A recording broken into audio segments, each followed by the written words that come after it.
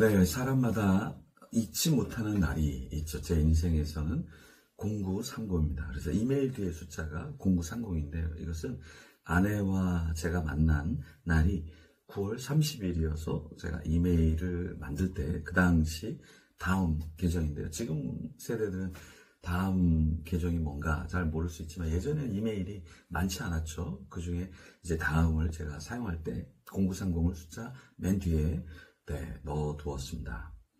8월 9일과 10일은 제 아내와 제 생일입니다. 아내는 8월 9일이고 10일은 제 생일입니다. 2월 22일은 아내와 결혼한 날이고요. 2월 22일 2시경에 결혼했는데요. 제가 날짜를 잡았습니다. 잊어버리지 않게 2월 22일 이렇게 잡았습니다.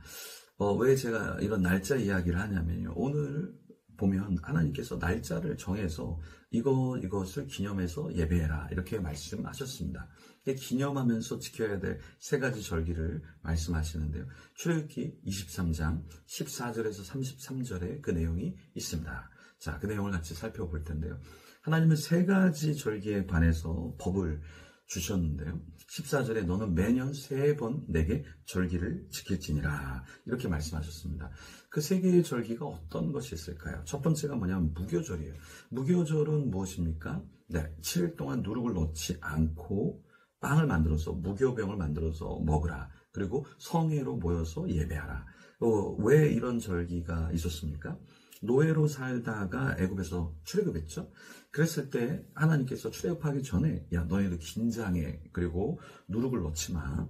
빵을 만들어 그걸 먹고 이제 떠날 준비를 해서 떠나. 그리고 나중에 하나님이 이것을 잊지 말도록 무교병. 그러니까 누룩이 들어가지 않은 빵을 먹으니까 맛이 없겠죠. 그렇지만 기억하라는 거예요. 예전에 우리가 노예로 살고 있다. 하나님이 구출해 주셨구나. 그 하나님을 잊어서는 안 된다라는 것이죠. 자, 두 번째 절기는 무엇이냐면 맥추절이에요. 이 맥추절은 무엇입니까? 밭에 뿌린 그 첫 열매를 거두는 거죠. 뿌렸던 보리를 걷어서 하나님 앞에 감사의 그 제사를 드리는 것. 이게 바로 맥추절이죠.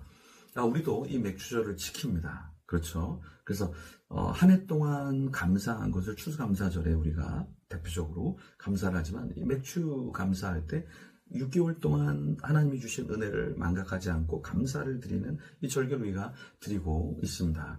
근데 감사는 하면 할수록 더 감사한 것이고 감사한 것이 무엇인가 생각해보면 생각지 못한 하나님의 은혜와 은총이 나에게 엄청 많은 것을 알게 되죠. 그래서 우리는 이것을 지키면서 하나님께 더 감사하고 주위 사람들에게 더 감사하고 행복하게 더 살아갈 수 있는 것이죠. 자, 세 번째 지키는 절기는 수장절이에요. 이 수장절은 밭에서 거둔 것을 저장할 수 있었을 때 이 수장절은 초막절이라고도 하는데요. 이는 광야에서 초막을 짓고 살았던 그 과거를 잊지 말라고 하나님께서 주신 그런 절기다라는 것이죠. 자, 이 수장절, 다른 말로 이야기하면 초막절이라는 것인데요.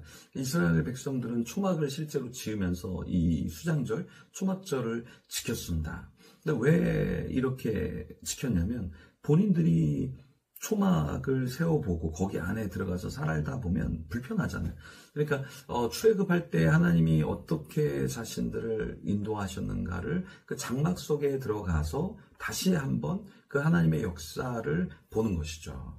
그래서 하나님은 17절에 내 모든 남자는 매년 3번씩 주 여호와께 보이지니라. 하나님이 한 번만 보이지 말고 좀 여러 번 나한테 와서 내가 어떻게 너희에게 구원을 베풀고 은총을 베풀었는지 너희가 좀 알면 좋겠어.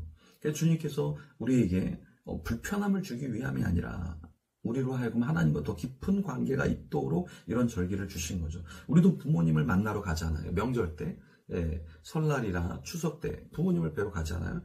또 친인척을 만나잖아요. 근데 우리가 조금 더 자주 만나면 좋겠다 이런 이야기를 하잖아요. 그러니까 주님도 이스라엘 백성들이 더 자주 하나님께 나오는 것을 원하셨어요.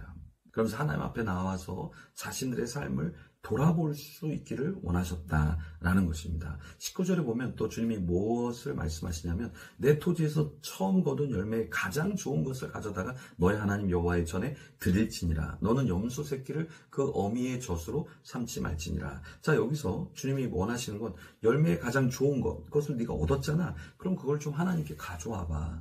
너만 즐기지 말고 내가 너한테 준 거잖아. 그러니까 너는 그것에 대해서 감사함으로 나한테 반응해야 돼. 이걸 주님께서 말씀하고 있습니다. 하나님은 약속의 땅으로 이스라엘 백성들을 이끌어 주셨어요. 그리고 약속의 땅에 머물게 해주셨죠. 그 약속의 땅에서 정말 좋은 과일과 좋은 땅을 차지했어요. 근데 이스라엘 백성들이 시간이 지나면서 망각하고 하나님의 은혜를 생각하지 못했죠.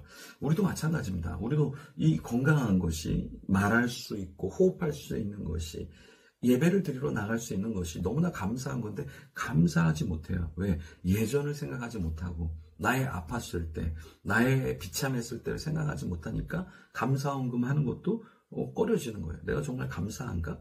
그걸 알지 못하니까. 그런데 정말 하나님이 나를 이끄셨구나, 하나님이 나를 붙잡고 계시구나, 그걸 아는 사람은 다릅니다. 그래서 우리가 좀 다른 삶을 살면 좋겠어요. 다른 사람보다 왜 더 신앙이 좋냐?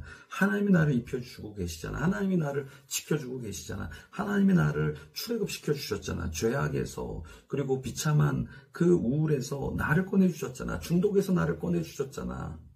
상처에서 나를 꺼내주셨잖아. 난 그 주님을 찬양할 거야. 이렇게 고백하는 여러분이 되기를 소망합니다. 저도 그런 자가 되기를 소망합니다. 하나님 앞에 이 시간에 감사함으로 예전을 기억하면서 오늘 주신 축복에 감사하면서 감사의 기도를 드리며 나아가겠습니다.